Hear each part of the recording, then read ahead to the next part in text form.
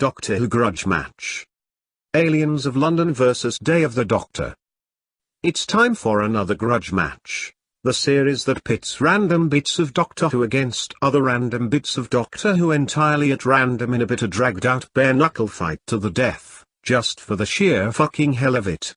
This time, rather than a classic Who story versus a new Who story, which could be construed as being a bit too much like shooting fish in a barrel, it's New Who versus New Who. Oh, the anticipation.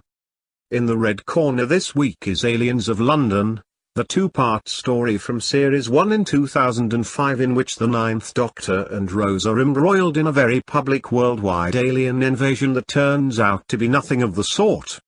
In the blue corner is the 50th anniversary special Day of the Doctor, in which the 11th and 10th Doctors team up with a retcon Doctor played by John Hurt to battle Zygons and finally put a lid on that seemingly fucking endless time war malarkey.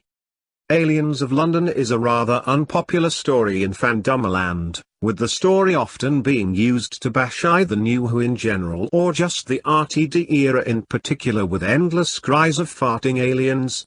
For fuck's sake, while Day of the Doctor seems to be massively popular, at least with mainstream fandom, being voted as best story ever in the 2013 special poll in Doctor Who magazine. But this is my video, and my grudge match, and as we all know, what fandom thinks does not always correlate to my own views, so which is best? Aliens of London is, in my opinion, an absolute hoot. I very much enjoyed this story at the time, being the first two-part of the 21st century story and thus also featuring the first New Who cliffhanger. It felt like a very fresh and different kind of Doctor Who at the time, even if the style became rather less fresh with the Davis era constantly returning to the same well time and time again. I watched it again just recently, with the story now being 12 years old. And in all absolute honesty, I still thoroughly enjoyed it. Oh, farting aliens. You know, even if it bothers you that much, and it doesn't me, it amounts to, what, maybe a minute of screen time in total in a 90-minute story. And that's all fans have got to say about it? Really? I find this a really entertaining story. The Doctor taking Rose home a year late and then having to deal with the consequences of that is genuinely new territory for Doctor Who, and works extremely well for both dramatic and comedic purposes.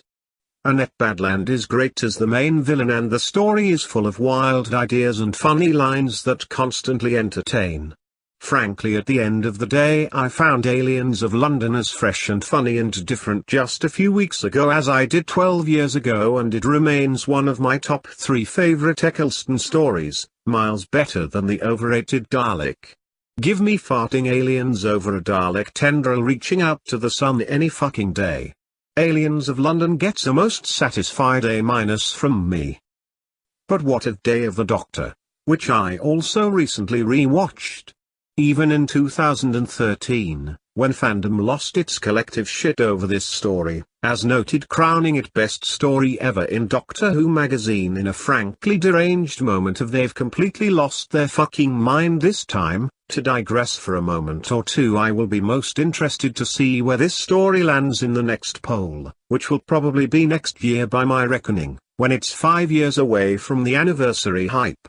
I wasn't overly keen at the time, finding it a passable enough New Who season finale but a rather disappointing 50th anniversary special, more obsessed with the very New Who Time War idea than anything else, and was easily my least favorite multi-Doctor story even then. But what do I think of it now, 4 years on? To be honest, I fucking hated it on most recent viewing and even turned it off at around the 50-minute mark.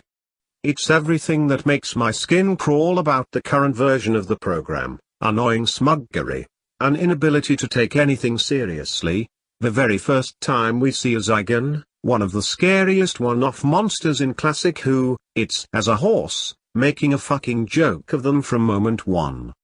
There's Zygons are shit in this, both in terms of the story that has no connection to the main Time War plot, and the costume design, which does that whole New Who thing of making something that looked great 30 or 40 years previously look far shitter than it did before.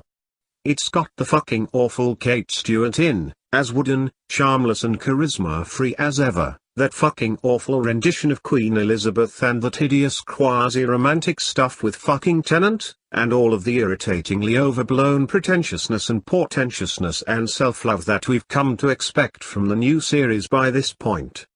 Hurt is a great actor and is good as the War Doctor, but there's no getting around that his whole creation not only fucks up the numbering and the continuity, but has no real point or purpose either.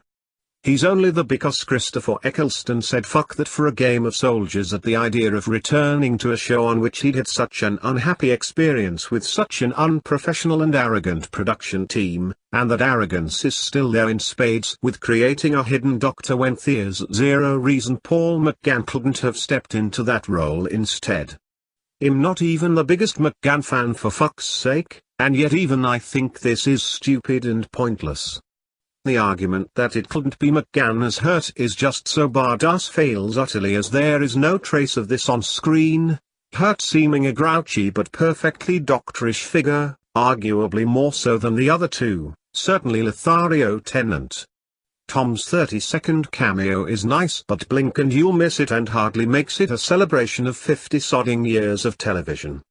The fact that fucking Billie Piper is the form chosen by the moment to haunt someone who's no idea who the fuck she's supposed to even be, rather than old doctors and companions as would have worked nicely and made more sense, only makes it even more embarrassingly obvious that this whole thing is just one more example of New Who smugly jacking itself off rather than doing next to fuck all to honor the original series.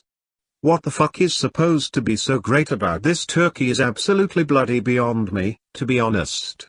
Like I said, I was highly lukewarm on it the first time, but after my recent experience I take back my previous comment about it being passable by New Who finale standards. It's fucking awful and I can give it nothing less than a well-deserved F. The winner of this week's grudge match is the wildly underrated Aliens of London, by several thousand country fucking miles.